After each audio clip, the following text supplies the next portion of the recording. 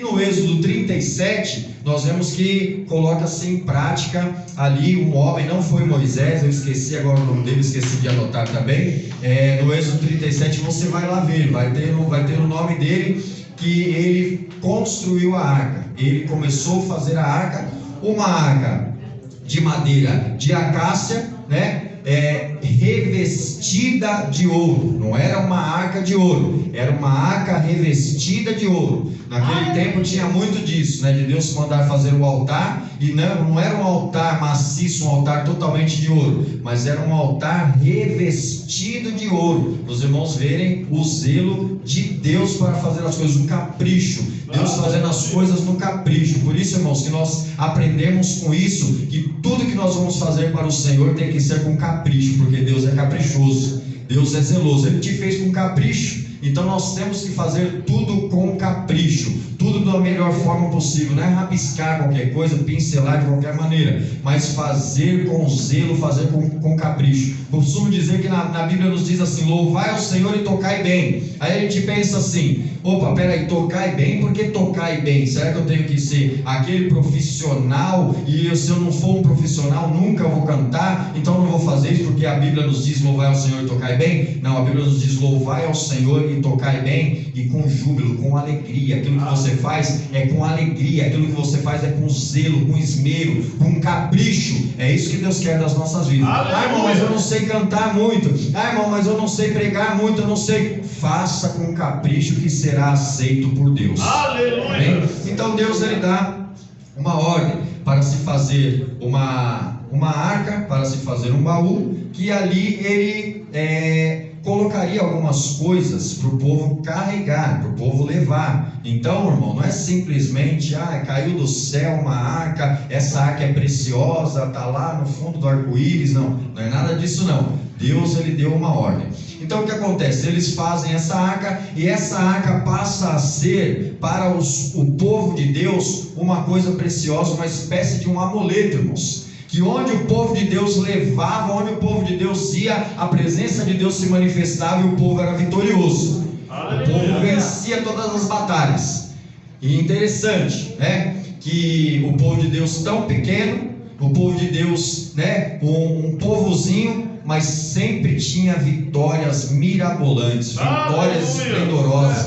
Deus dava vitórias ali para o povo, que as pessoas ficavam olhando e ficavam com medo. Eles são pequenininhos, mas dá medo deles, né? Por quê? Porque por trás de um povo pequeno tinha um Deus muito grande. Tem um Deus muito grande. Assim como nós, por trás de nós que somos pequeninos, você deve se imaginar pequeno, você deve se considerar pequeno, sabendo que se você tem alguma coisa é porque você tem um Deus grande e zeloso pelas nossas vidas, amém? Então nós vemos, irmãos, que o povo foi carregando a arca e o povo foi vencendo. Só que nós vemos que no livro de 1 Samuel, no capítulo 2, versículo 12, nós vemos que ali aconteceu uma coisa. Havia um sacerdote e ele tinha 2 filhos, Ofni e Finéias, né? Os irmãos já ouviram muito falar sobre isso. E como que eram esses filhos de Eli? Como eles eram? Eles eram totalmente contrários ao que deveria ser. Eles eram escarnecedores, eles eram relaxados, né? O pai era um sacerdote e os filhos eram relaxados, eram sacerdotes também, só que o pai era um sacerdote maior, os filhos sacerdote menor. Só que os filhos, quando eles iam fazer as ofertas, entregar as ofertas para a expiação do povo, as ofertas para o povo, eles faziam na brincadeira, eles faziam sem zelo nenhum, e aquilo perante Deus, irmãos, foi se tornando uma coisa horrível. Perante Deus, aquilo foi se tornando triste. Por quê? Porque eles, ao invés de trazer o povo para Deus, estavam afastando o povo de Deus com as suas atitudes. E aí o que acontece, irmãos? O que acontece? Deus, Ele vê essa situação e Ele fala: eu preciso tomar uma atitude, né? E aí nós vemos, como foi muito bem ministrado a palavra de Deus aqui na quarta-feira, nosso pastor Samuel ministrando, nós vemos que Deus, ele prepara alguém que nós vemos que já foi no capítulo 1, Ana, ela estéril, humilhada, isso aqui é pregação de todo o círculo de oração, né? Convida irmãs para pregar, só da Ana, né? E as irmãs se edificam e cada vez é melhor, né? Vem uma e prega, vem outra e prega, melhor. E nós vemos o quê? Que a Ana precisava de um filho, ela era estéril, não tinha filho, e ela era humilhada.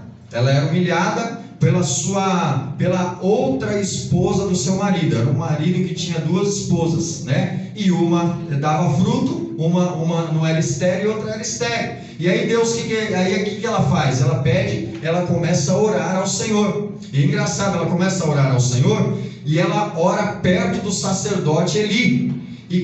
Mas só que ela não ora em palavras altas, ela ora em palavras baixas, ela fica só balbuciando, mexendo os seus lábios. O sacerdote ali, já velho, sentado ali na sua cadeira, junto a um pilar do templo ali, como está escrito, ele vê ela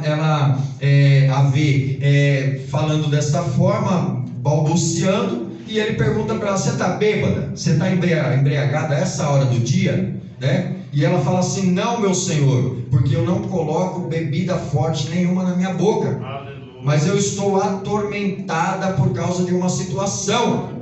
Não falou qual era a situação para o sacerdote. Ela falou para quem? Para Deus. O sacerdote, vendo ela falar dessa maneira, falou assim: então vai e o Senhor te dê conforme a tua petição. Aleluia. Irmão, olha só que coisa interessante. Pelo peso da palavra do sacerdote, que tinha acabado de indagá-la, pelo peso da palavra do sacerdote, toda a tristeza dela foi embora na hora. Aleluia. Olha como as nossas palavras são interessantes. Olha como as nossas palavras têm poder. Aleluia. Olha como a tua palavra, servo do Senhor, tem poder. Quando você fala: não, vá em paz, Deus te conceda, Deus te abençoe o seu dia, Deus seja com você ali naquele emprego, Deus te acompanhe, Deus te dê vitória. Quando nós falamos desta forma, irmãos, Deus, ele ouve dos céus, ele brada e ele realiza. Aleluia. E aí o que acontece? Aquela mulher, simplesmente por causa dessas palavras, ela foi embora satisfeita, comeu, a alegria, a tristeza toda foi embora, se transformou em alegria, foi para casa feliz e contente. Passado-se um tempo, ela engravida. Aleluia. Olha só, as palavras do sacerdote sobre a vida dela teve poder. Passado-se um tempo, ela deu a vida, só que ela tinha feito um propósito ao Senhor. Ela falou: se Deus me der um filho, eu vou entregar ele no templo, e ele vai servir no templo, não vai nem morar comigo, mas ele vai morar no templo, ele vai ser um servo do Senhor. Ela fez um voto, irmão. Ela fez um voto, né? Muitas vezes a gente às vezes faz isso também, né? Senhor, eu preciso receber aquela quantia. Se o Senhor me der, Pai, a primeira parte eu já dou inteiro na sua casa. Às vezes acontece isso. Não falo de dinheiro, não falo dessas coisas, os irmãos me conhecem, mas nós fazemos isso. Nós fazemos votos. Só que quando nós fazemos votos, nós temos que pagar, porque a palavra diz que é melhor nós não fazermos voto do que fazendo voto e não pagar, né? E aí o que ela fez? Ela fez esse voto, falou: Senhor, se o Senhor me der, eu entrego na tua casa. De repente, passa-se um tempo, ela tem o filho dela, quando se menos espera, ela está chegando lá no templo e entrega para Eli e fala: meu senhor, lembra daquela mulher que o senhor pensou que estava embriagada, daquele dia que aconteceu isso e isso? Lembra que o senhor falou para mim, para Deus conceder conforme a minha petição? A minha petição está aqui nas minhas mãos, ó, Deus me concedeu, e hoje eu vim entregar para o Senhor. Aleluia, Jesus. Glória a Deus. Entregou a Samuel. Samuel começou a servir ali no templo, começou a aprender, começou a crescer ali no templo, junto com o sacerdote Eli. E aí o que acontece, irmãos? Depois disso, Ana teve mais quantos filhos, Ana? Depois disso ela teve filhos, irmãos. Olha só que coisa interessante. Até ali ela era estéril, mas depois disso ela teve mais 5 filhos. Olha só o que Deus fez. Talvez se ela não tivesse pagado aquele voto, irmãos, pode ser até que Deus tomasse a criança, ou pode ser até que ela secasse novamente. Mas como ela teve um propósito e ela foi fiel no seu propósito, Deus a concedeu, deu mais 5 filhos para ela, para a alegria da sua casa. Ela não ficou sem filho, mas ela ficou com mais filhos do que ela não tinha antigamente. Mas o que acontece? Samuel vai crescendo, de repente Samuel tem aquele vai dormir, né? Você vê na epígrafe da Bíblia, diz que Samuel teve um sonho, mas se você for ler na Bíblia, não teve um sonho, ele foi dormir, e quando ele deitou-se, Deus falou com ele. Então ele não estava dormindo, ele estava acordado, irmãos, e ele escutou a voz de Deus, não foi um sonho, né? Samuel, aí ele foi lá. Pois não, sacerdote? Pois não, meu senhor Eli? Não te chamei uma vez, 2 vezes. Quando chega na 3ª vez, Eli entendeu. Falou: opa, peraí, esse menino não está ouvindo coisas. É Deus que está chamando ele, está querendo falar com ele. Vai lá, Samuel, seguinte: se Deus te chamar de novo, você diz: eis-me aqui, Senhor, fala, porque o teu servo ouve. Aleluia. Tudo bem. Foi lá de novo. Na hora que foi, Deus chamou, ele respondeu, e Deus falou com ele, mas Deus falou com ele uma coisa não muito boa. Deus falou para ele: está acontecendo assim, assim, assim na casa de Eli. Não estou me agradando do meu povo, não estou me agradando dos filhos, e eu vou ter que entrar com uma providência. Contou tudo a Samuel. Samuel vai no outro dia, Eli chama ele e fala assim: vem cá, vem cá, vem cá, não para por aí não. Que negócio é esse? Que foi? Que Deus te falou lá? O que foi que ele te contou que eu não estou sabendo? Porque ele contou para Samuel, não contou para Deus, ele não contou para Eli, Deus contou para Samuel. O que ele te contou? E ainda ameaça, irmão. Fala assim: se você não me falar o que Deus te contou, aconteça o dobro do que vai acontecer comigo, aconteça com você. Ele pega: não, pode deixar, vou te contar. Vai lá e conta toda a revelação que ele teve da parte do Senhor para Eli. Sabe o que Eli falou? Ele dobrou o joelho, falou: ai, Senhor, não faz isso, tem misericórdia, virou com a cara para a parede e tal, alguma coisa assim. Não, simplesmente ele falou assim: o Senhor faça como bem quiser. Porque tudo que Deus faz é perfeito, tudo que Deus faz é justo. Deus não faz nada que esteja errado, que possa se arrepender. Hoje mesmo conversava com um rapaz no trabalho e falou: mas será que Deus não mudou? Deus não, né? O Deus, estão agora falando que o Deus do Antigo Testamento, o do Novo Testamento é outro Deus. Que negócio é? Deus mudou? Deus não muda, irmão. Quem muda é o homem. Então o que acontece? O que acontece? Deus, ele pega e ele faz um plano. Ele vê que o povo está perdido, ele faz um plano. E aí o povo sai lá para lutar, né? Acontece que o povo sai lá para lutar normalmente, como se vem ali os filisteus contra eles, como sempre. Fala: vamos lá, pega a arca que...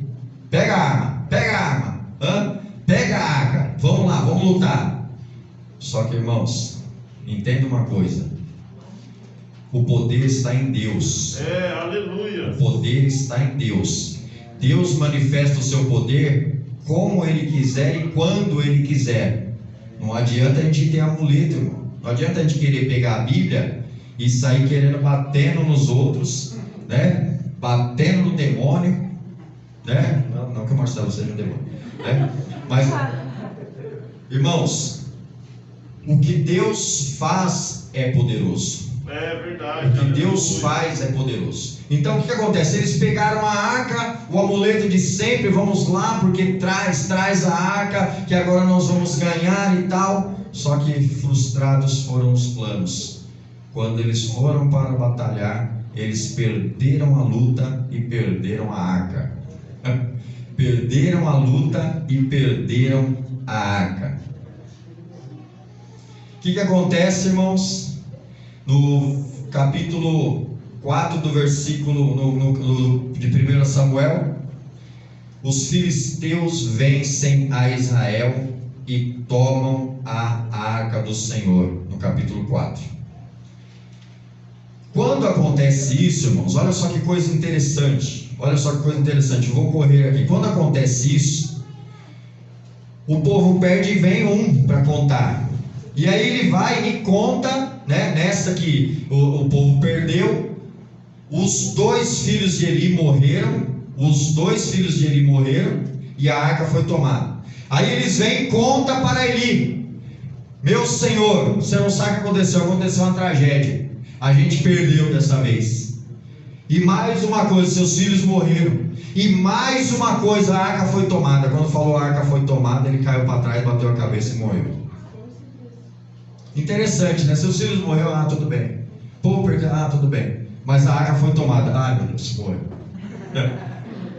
Olha o zelo que o povo tinha pela arca do Senhor. Aquele que servia mesmo e aquele que cuidava. Olha só. O que aconteceu? Foram contar para a nora de Eli, para a esposa de Finéias. Foram contar para ela: olha só, sabe o que aconteceu? Volta lá tudo de novo.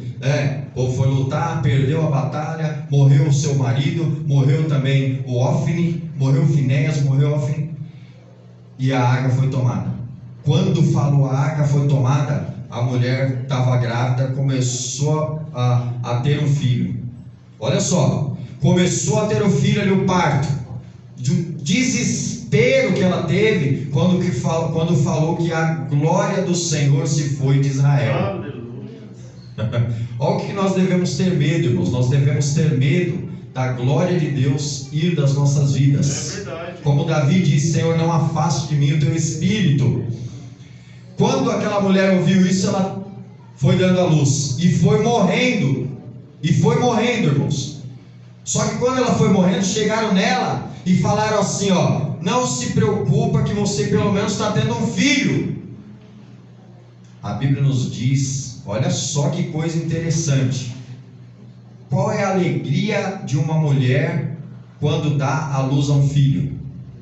Pegar o filho nas mãos e falar: olha só, né? Fica toda maravilhada. Mas a Bíblia nos diz que aquela mulher não fez caso disso. Ela fez caso de que a glória do Senhor tinha se ido de Israel. Olha só que coisa interessante. Ela não se importou, porque mais com o seu sogro que tinha falecido, com o seu marido que tinha falecido e com ela que ia morrendo, mas ela se preocupou porque a arca de Deus foi tomada e a glória de Deus foi embora da casa de Israel. Aí tudo bem, vamos lá, pegou a arca, o povo levou a arca embora, caiu na mão dos filisteus. E como eu estou dizendo que as coisas só têm poder quando Deus se manifesta no poder, né? A arca caiu nas mãos dos filisteus e foi uma tragédia para os filisteus, irmãos, porque aquilo era precioso para o povo de Deus, aquilo era zelado pelo povo de Deus, agora caiu nas mãos erradas. E o que aconteceu? O que aconteceu?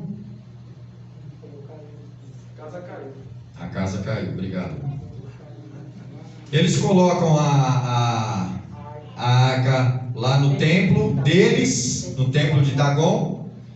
E aí Dagon, quando eles vão no outro dia de manhã que eles chegam, a estátua de Dagon está com a cara no chão. Literalmente, está com a cara no chão.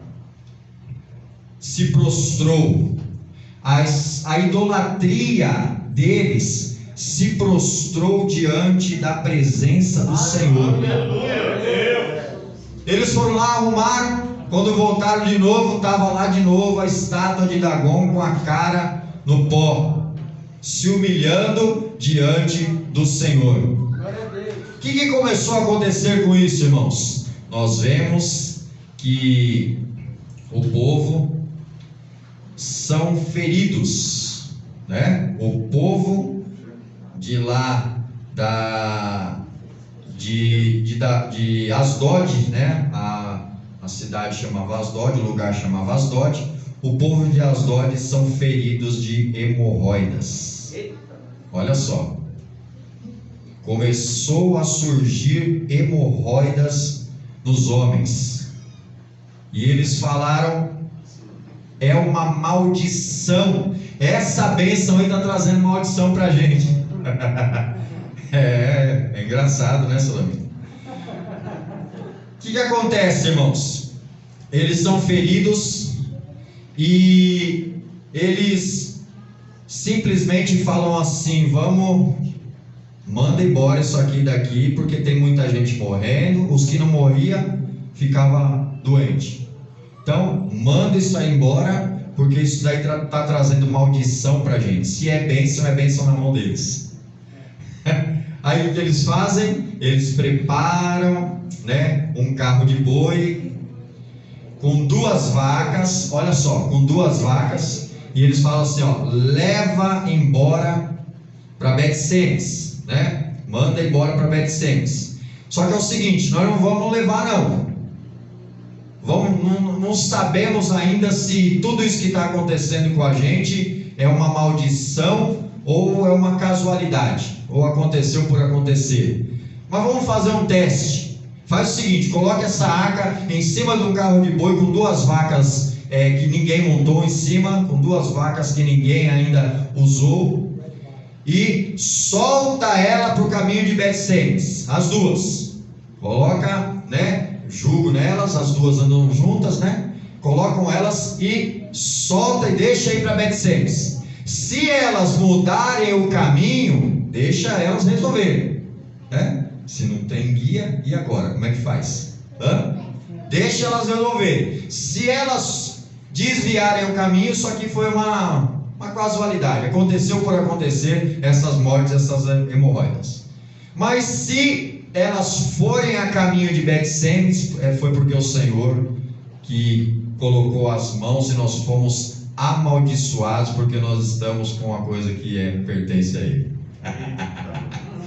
Glória a Deus. Colocaram nas vacas e as vacas foram para onde? Direto para Bet-Semes, irmãos. Glória a Deus. Mas Deus, irmãos, é engraçado. Deus, Ele é zeloso, como eu digo. Deus, Ele é zeloso com as coisas dele. Quando chegou em Bet-Semes, eles já foram fazendo logo o sacrifício, já foram preparando tudo, já foram preparando uma pedra para colocar a arca em cima, já fizeram todos os preparativos, e eles abriram e olharam para ver o que tinha dentro da arca, né? Opa, aqui que maravilha! Olharam para dentro da arca. Isso já não foi agradável aos olhos do Senhor. Por mais que eles estiveram ali fazendo o seu sacrifício e preparando tudo, olharam para dentro da arca do Senhor e morreram 50.070 homens.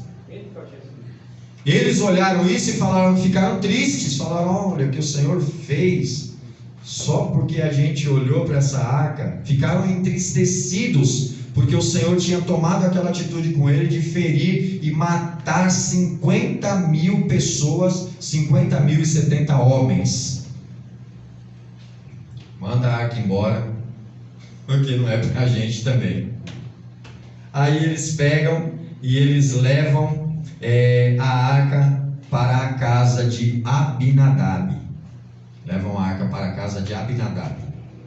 E a arca fica na casa de Abinadab 20 anos. Na casa de Abinadab, 20 anos.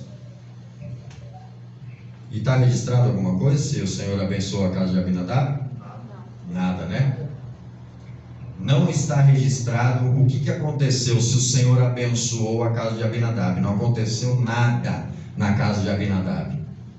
Só que aí o que acontece? Passam-se anos, irmãos. Aí vem Saul, o povo pede a Deus um rei, certo? E o povo constitui Saul como rei. Vem Saul e reina, faz tudo de errado, não tinha nada a ver com o que Deus queria, era um desobediente. E cadê Davi nessa história? Longe ainda. Davi estava ainda lá cuidando das suas ovelhas, com todo zelo, com todo carinho, com todo amor no seu pasto, poucas ovelhas, como disse o irmão dele, quando ele foi enfrentar lá Golias, né? Onde estão as suas poucas ovelhas? Com quem deixasse aquelas poucas ovelhas que tu criaste, que você cuida? Então o que acontece? Davi ali quietinho, ali pastoreando as suas ovelhas, e Samuel vai envelhecendo, irmãos. Samuel que foi lá, consagrou Saul, Samuel que foi lá e tomou as atitudes com Saul. Saul desobedeceu, Samuel vai lá e faz a coisa certa, e Deus vai e fala com Samuel, e fala: Samuel, chega de ter dó de Saul. Até quando tu terás de dó de Saul, tendo eu o rejeitado? Agora eu preparei outro para pôr no lugar dele. Aleluia. Um homem segundo o meu coração. Glória a Deus. Estava lá cuidando das ovelhas do seu pasto, matando e morrendo por causa das ovelhas do seu pai. E Deus, ele viu o zelo. Por isso que eu falo, irmãos, tenha zelo pelas coisas do Senhor. Aleluia. Deus viu o zelo pelas ovelhas e falou: é esse mesmo que eu quero, que ele vai ter zelo do meu povo. Aleluia. Eu preciso de alguém que tenha zelo do meu povo. E Deus vai lá, manda Samuel, entra na casa ali de Jessé, né? E como os irmãos conhecem a história, vem todos os filhos, e Deus escolhe Davi, que era o menor da casa, que estava no pasto ali, pastoreando as ovelhas. Deus toma a vida de Davi, e Deus unge Davi como rei. Olha só quanto tempo isso demorou, irmãos. Não é assim simplesmente a arca caiu aqui na casa, né? Olha só o que acontece. Deus, ele move os meios. Deus tem os seus planos. É verdade. Deus tem o seu zelo. Aleluia. Aleluia. Deus vai chamar Davi, e Davi fala assim: precisamos da arca. Só que o que acontece? Ele vai buscar a arca, mas ele vai buscar a arca de uma forma totalmente errada, que não era para ter feito daquela forma. Ele vai, põe a arca num carro de boi, como os filisteus fizeram. Põe a arca no carro de boi, sendo que a arca, irmãos, como foi lido, a arca ela foi construída para ser carregada pelos sacerdotes, pelos levitas, pelos sacerdotes, pelos os da casa. 4 argolas, para quê? E 2 varas. 4 argolas e 2 varas, para quê? Para cada um pegar uma ponta, irmão, para todo mundo trabalhar junto. Verdade, aleluia. Não é para simplesmente, não preciso de ninguém, não, deixa que eu carrego o negócio, eu vou usar um animal para carregar o negócio, mas eu não preciso de vocês. Deus não se agradou disso. Por isso que você é importante. Aleluia. Você faz parte da obra. Mas você faz parte da obra. Me ajuda a carregar um pedaço. Aleluia. Me ajuda a pegar de um lado dessa arca para carregar. Aleluia. Davi vai e coloca em cima do carro de boi. Deus não se agrada, né? E aí o que acontece? O boi tropeça e vem e comete um pecado chamado pecado de sacrilégio. Olha o perigo, irmãos. O que é um pecado de sacrilégio? É mexer nas coisas sagradas, sendo que você não foi separado para isso. O que acontece, irmãos? Saul, ele cometeu um pecado de sacrilégio. Samuel demorou para vir fazer o sacrifício. Saul vai e faz o sacrifício, mas Saul era rei, não era sacerdote. Isso era papel de outra pessoa. E aí o que acontece, irmãos? Quando aquele boi tropeçou, que a arca foi caindo, uma pessoa que não estava autorizada a colocar a mão, como diz que de boas intenções o inferno está cheio, né? A pessoa de boa intenção, mas não preparado, por isso tomem cuidado, se preparem. Porque às vezes a gente tem boa intenção, eu quero ajudar lá, quero fazer isso, quero fazer aquilo, mas só que não se policia, não se consagra, né? E faz de qualquer maneira e termina saindo no prejuízo por causa disso. Ele vai querer estender as mãos, o que acontece? Morreu.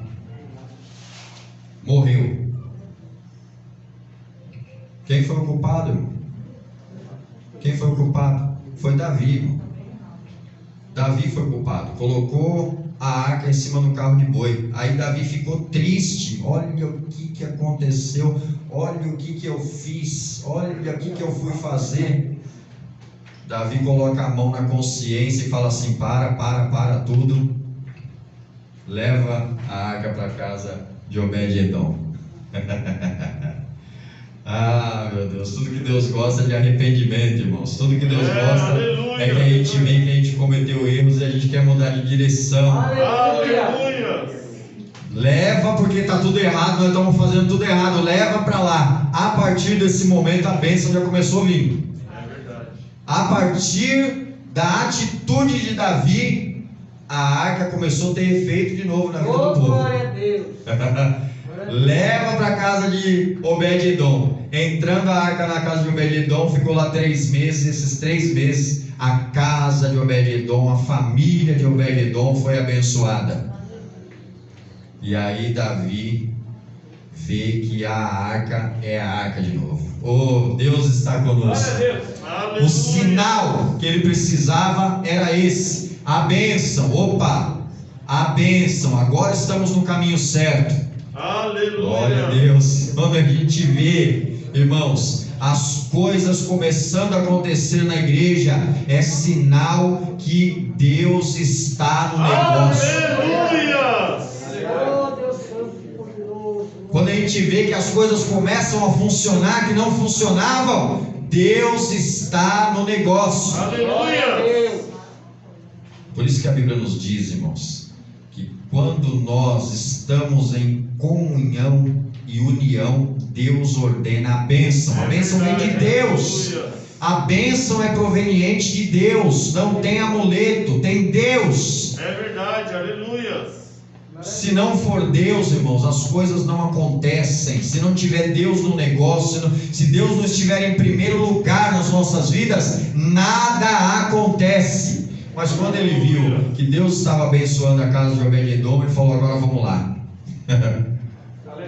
Vamos lá buscar, porque Deus não vai abençoar só a casa de Obed-edom, não. Ele vai abençoar de novo Jerusalém. Vamos buscar. Aí ele vai, como nós ouvimos já aqui, ele vai e faz do modo certo. Vai lá, pegam, né? Cada um pega de um lado. Vamos carregar a arca e vamos lá. 6 passos, dobra o joelho, adora ao Senhor, né? Pula, pula. A Bíblia nos diz ali que ele saltava de alegria e de reverência. Olha só que coisa interessante. Não é de meninice, não, irmão. Era de alegria e reverência na presença do Senhor. Então ele fez o sacrifício direitinho e conseguiu levar a bênção de volta para casa. Amém? Amém. Esta é a palavra do Senhor para as nossas vidas. Quer bênção?